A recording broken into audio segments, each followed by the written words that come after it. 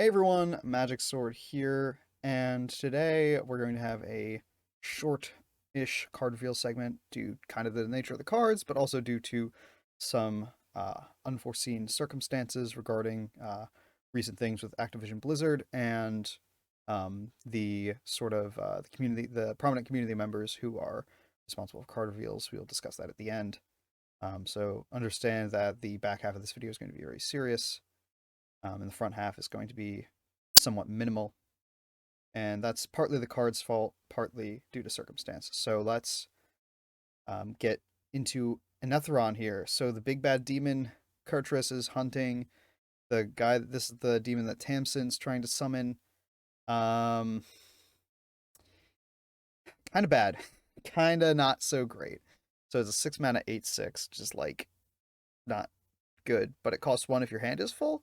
Demon Hunter has a 6 mana 6/6 with Rush that costs 1 if you have 6 attack, which is pretty easy condition for Demon Hunter. So let's do some quick math. Costs 1 when your hand is full, right? So let's say you're going first. So you have 3 cards, draw 1, end turn 1 with 4. Turn 2 comes around, draw 1, tap, you have 6. Turn 3, you have 7, 8 from tap. Turn 4, you have 9, tap, play Anetheron on turn 4. So consistently, if you do nothing, you are going to get Anetheron on 4. Now that's not bad, but recall that we had giants, which are stronger, that you could do the same thing with.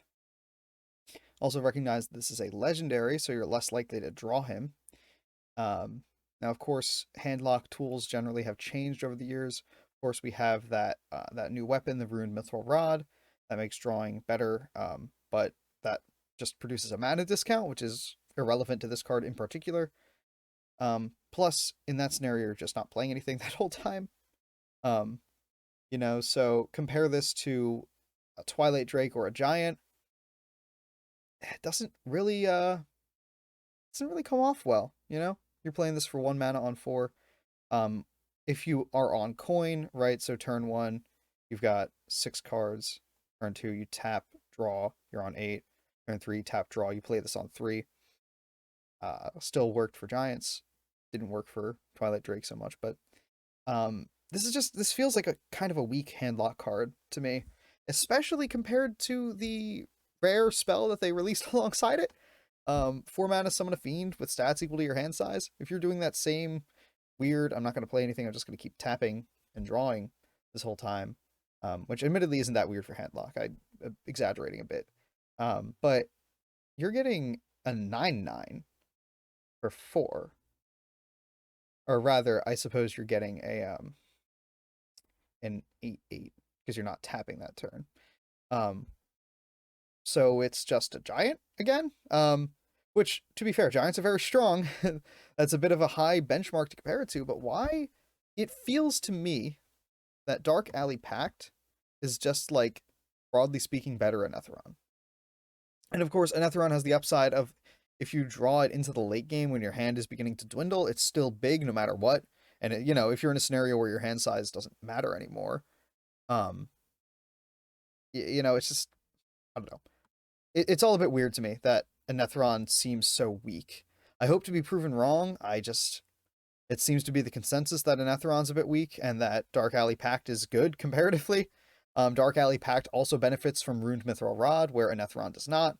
It just seems like there's a lot going on that Anetheron just seems a bit out of the loop, like there's little synergy with the other handlock tools that exist, where Dark Alley Pact has that synergy and benefits greatly.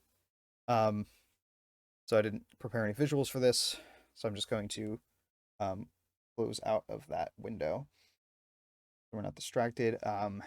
So recently, a lawsuit from the state of California came out against Blizzard due to sexual harassment in the workplace, and so I should say that we're going to be talking about this for a little bit. So that's a content warning, workplace harassment, improper behavior, general misogyny. this is, I suppose, maybe not a shock. The tech industry is kind of known for these sorts of issues, right? Um, but the reason I'm bringing it up in a card reveal video is because a brave member of our community, you probably know her. If you know me, I'm sure you've seen her. Ali Straza has pulled her card review because of recent events. I'm not going to put words into her mouth. You can see a link to her video. I'm going to put it in a card and in the description below. But she and many other community members have come out talking about this. I am not going to um, stand here and moralize about it. I am just going to signal boost them. That seems like a more appropriate role for me to play, on top of everything else, right? So that's where we are right now. That of course leaves these reviews a little up in the air, but this isn't really the time for um, some small YouTube content creator to be concerned with how their channel's doing. Right? We should be concerned. We should direct our attention to these the women in the community, especially, um, and give them our support. People who come out and say these things, believe them, right? Um, so I'm going to link Ali Straza's, as well as a few other posts that I've found particularly compelling. Um, Things like covering the exact case and specific things pulled out from it. Right, it's kind of like a TLDR version of the whole briefing there. Um, so those resources will be in the description below. And I'm not going to do the YouTube sign off. That's it's quite all right. It's not really fitting for this. All right. See you in the next one, whenever that is.